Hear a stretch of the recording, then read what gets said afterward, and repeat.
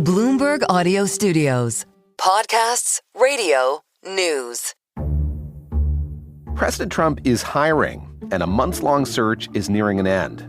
The job is chair of the Federal Reserve, and the job requirements?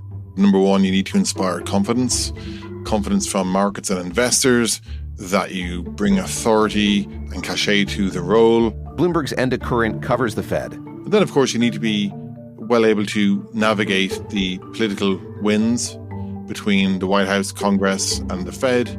Make sure that you're protecting the Fed from ongoing political criticism. So winning over investor confidence, winning over business confidence, winning over household confidence, and steering through the political winds of today. That last qualification wasn't top of mind when previous presidents set out to fill this important position. But President Trump's perspective on the role is different. The number one thing that he's looking for is someone who will be in favor of lower rates.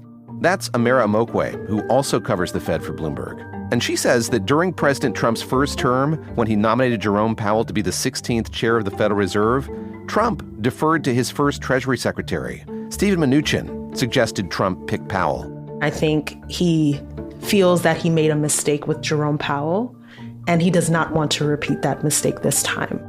A second round of interviews wrapped up on Tuesday of this week. And according to Bloomberg's reporting, the frontrunner is Kevin Hassett, President Trump's chief economic advisor. But Trump's White House press secretary, Caroline Leavitt, cautioned that nobody actually knows what President Trump will do until he does it. That's the layer of political complexity awaiting the next Fed chief on top of the responsibilities of navigating complex economic times. Right now, the economic outlook is very complicated for the Fed. We see that there is a faction that is in favor of continuing rate cuts because they are concerned about the labor market. And there's another faction that is very concerned about inflation because inflation has been above the Fed's 2% target for several years and because there is still the threat of tariffs out there. And then the political backdrop is really, really a challenge, right? The next year will have to navigate the reality that no matter what the economy brings, it seems, this president is going to want to lower rates.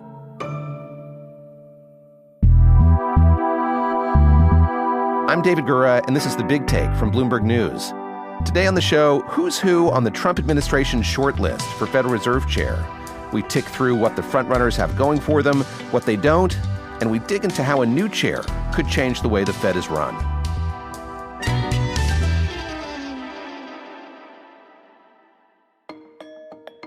For years, President Trump has criticized Federal Reserve Chair Jerome Powell.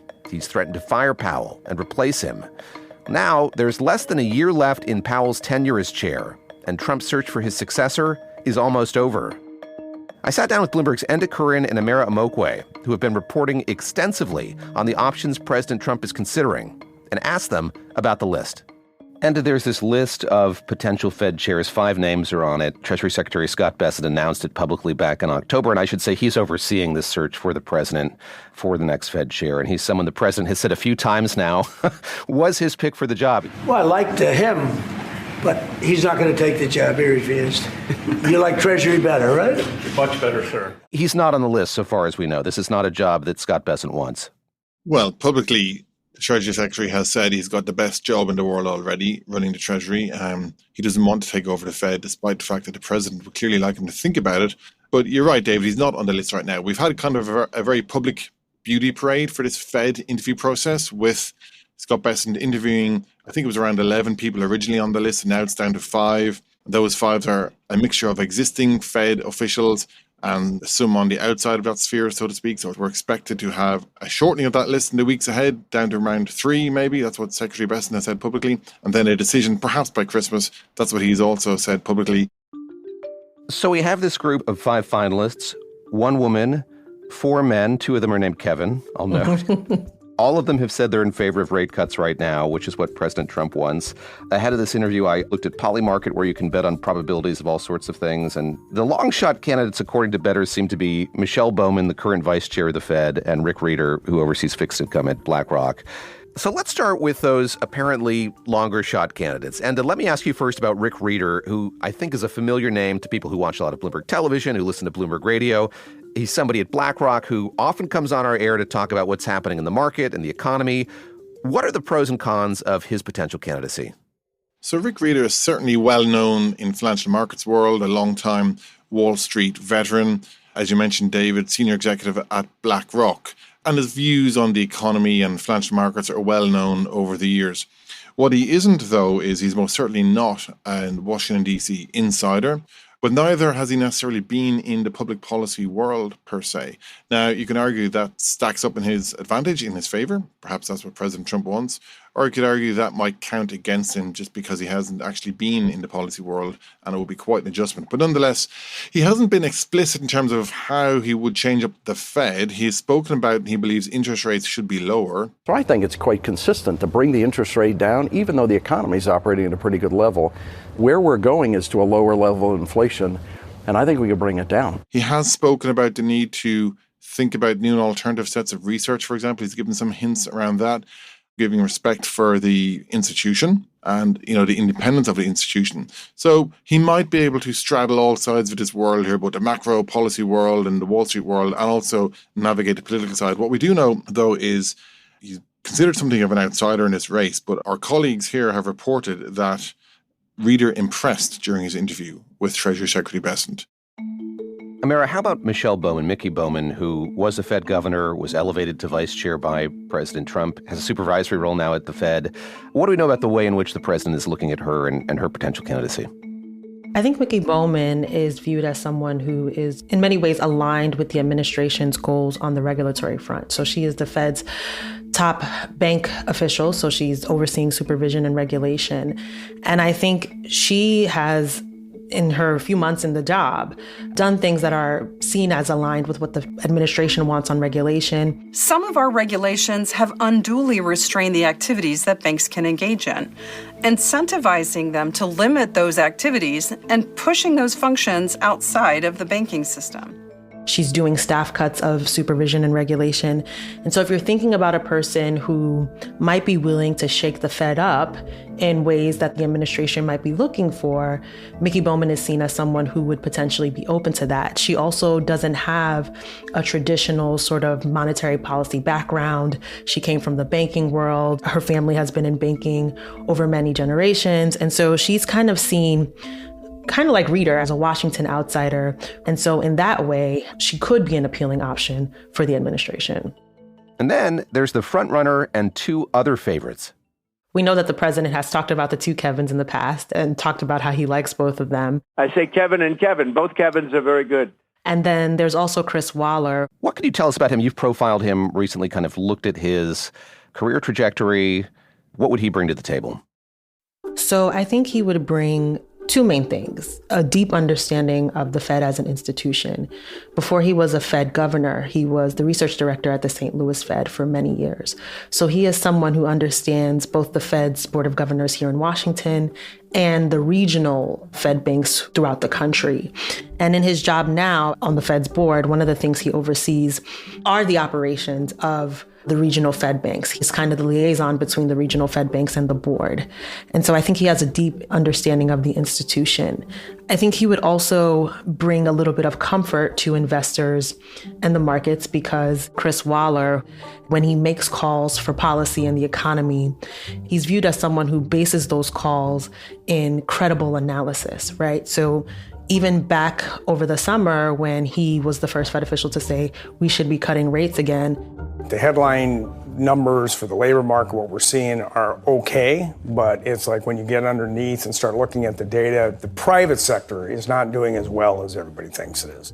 There were a lot of economists who didn't agree with his analysis of the labor market at the time, but nobody really went out there and said, oh, he's only doing this because he wants to be Fed chair, right? People were like, okay, I don't agree with him, but I can see how he's looking at the numbers and coming to this conclusion. And so I think he would bring that presumption of credibility and a deep knowledge of the institution to the job. And rounding out this list are the two Kevins. Let's start with Kevin Warsh, who has been in this position before. He was somebody who we know the president was considering for the top job at the Fed back during his first term. He came very close to getting the Fed chair back in 2017, actually. He has previously served on the Fed board. He was the youngest ever governor when he was appointed back in 2006. He served from 2006 to 2011.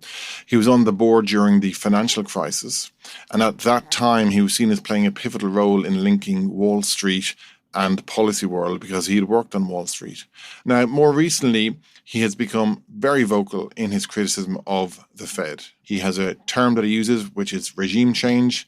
He wants change of personality, change of thinking, change of how to do their business. He has been critical of how they've been managing their balance sheet, which is basically how they buy and sell securities, and how that impacts the economy. And of course, he's certainly saying there's scope, obviously, for much lower interest rates and cheaper borrowing costs as a result. He's pushing hard for the role this time around, and he's seen as, one of the top contenders when it comes down to it.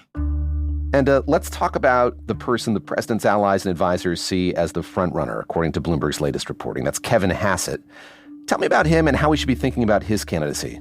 Well, Kevin Hassett is central casting public policy wonk here in Washington, D.C., at least on paper. He's previously worked at the Federal Reserve, has got a PhD in economics. He also was director of research at American Enterprise Institute. So he's a well-established economist around town. The issue around Kevin Hassett is that he's also viewed as being very politically aligned with President Trump, not just on the economics front, but politically aligned with him. And the thinking is that if he went from the White House to the Fed, well, then he probably would be not just implicitly, but explicitly reinforcing the messaging that President Trump wants there. And again, like some of the other candidates, Kevin Hassett has called for lower interest rates. He has been critical of Chair Powell as well. And he wants to see the Fed change how they do business. So an established economist, no question, but seen as very politically aligned with President Trump. So that's the slate of candidates, the 5 frontrunners. But what could the winning pick mean for the future of the Fed and for the U.S. economy more broadly? That's after the break.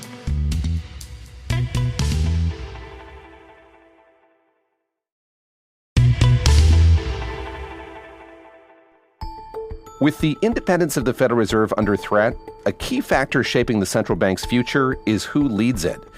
I've been speaking with Bloomberg's Amara Omeokwe and Enda Curran about how its next leader will guide the organization and therefore the economy.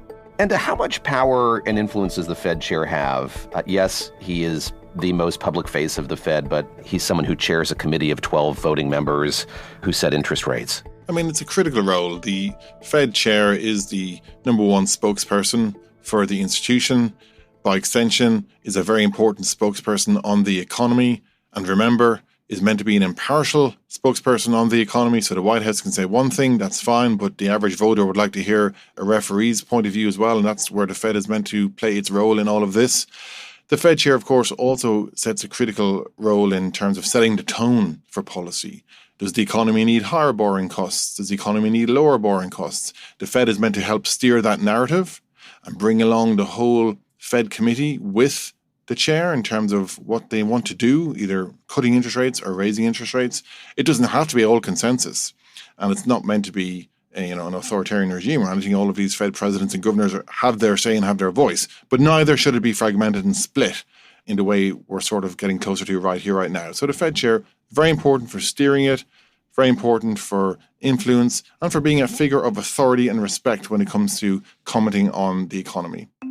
Amara, let's talk about Federal Reserve independence, which is the ability for the Fed to make decisions without political interference. And we've been through this period over these last many months when the president has called for the Fed to lower interest rates. The president has threatened to fire the current Fed chair, Jerome Powell, over decisions the Fed has made. When you look at this list, when you look at these 5 names, what does it tell you about the future of Fed independence? I think talking to Fed watchers and people who care about the Fed, I think it's fair to say that there is a fair degree of concern about what some of these candidates could mean for Fed independence. For instance, Kevin Hassett, he works in the White House right now. And on most Fed issues this year, he has been completely aligned with the president. And so that then raises questions about the degree to which he potentially will be independent. There are similar concerns about some of these other candidates. And even Waller, who is looked at as a credible voice on the economy, I think would be open to some of the types of changes that the Trump administration has made clear that it would want. Like, we know in his current role as the governor kind of responsible for the reserve banks, that he has pushed to a degree for cost cuts and staff cuts. And so it's not like it would necessarily be the case that Chris Waller would be, totally against shaking things up and doing things differently. Amara, where are we in this vetting process, and what do we know of what comes next? The thinking is that we could get a pick by the end of this year or early next. Chair Jerome Powell's term is up in May. And so, we're just waiting to see who the final names that go to the president are, and then waiting for the pick. But as we know with President Trump, things can be very unpredictable. And approval is ultimately up to the Senate. And I'm curious, as you think about these 5 individuals, would any of these candidates be an easier or a tougher sell to the Senate? How do you see that nomination process playing out on Capitol Hill? Whoever it is will certainly come under scrutiny from the Democratic side. No question about it, because they will be perceived as being sympathetic to President Trump's worldview on the economy. They'll want to ask questions around what are you going to do in terms of protecting the Fed's independence, what will your links be with the White House, etc. But also on the Republican side, we'll have to see, will there be any voices of concern there? Will they too be worried about Fed independence? Or will they be just willing to greenlight through a candidate that President Trump picks? And I started out by asking both of you about sort of what the qualities are that make a good Fed chair. And I think something we've seen come out in Jay Powell in recent months is the ability to not answer some specific questions. And one has to do with what happens next for him. I would just say I'll certainly serve to the end of my chair term. And that's really all I've decided and all I'm thinking about. Any insight we have into sort of how he's thinking about his future at the Fed, if he's open to or would be willing to consider serving as a Fed governor after his tenure as Fed chair ends? Yeah, it's probably a detail that maybe the broader public wouldn't pick up on, but his term as chair will end in May. But Mr. Powell will remain on the board as a governor for, I think it's another 2 years or so after that.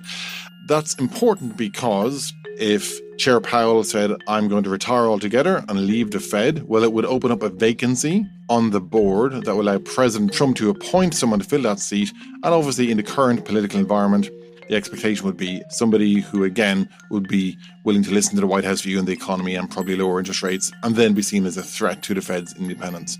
Of course, Chair Powell might choose to carry on and serve out his full term and continue to engage in Fed debate on the economy, in which case he's blocking that seat and acting as a pressure point against what President Trump is trying to do in terms of change up the Fed board overall. The economy is in a strange place. The Trump administration has implemented a lot of different economic policy changes, from immigration to tariffs to regulation. There are all these things happening. And the next Fed chair is going to have to navigate all of that and lead the institution through all these changes and how they're impacting the economy. And as we're seeing right now, Powell is having a more difficult time getting consensus, and the committee as a whole is having a difficult time figuring out what to do. And so this next person is going to have to lead the Fed through this very uncertain time. And you just hope that they have the right temperament and the right wisdom to do that, because they're trying to answer very difficult questions. This is The Big Take from Bloomberg News. I'm David Gura. To get more from The Big Take and unlimited access to all of Bloomberg.com, subscribe today at Bloomberg.com/podcast offer. If you like this episode, make sure to follow and review The Big Take wherever you listen to podcasts. It helps people find the show. Tomorrow is Thanksgiving in the U.S. Our team is off for the holiday. We'll be back on Friday.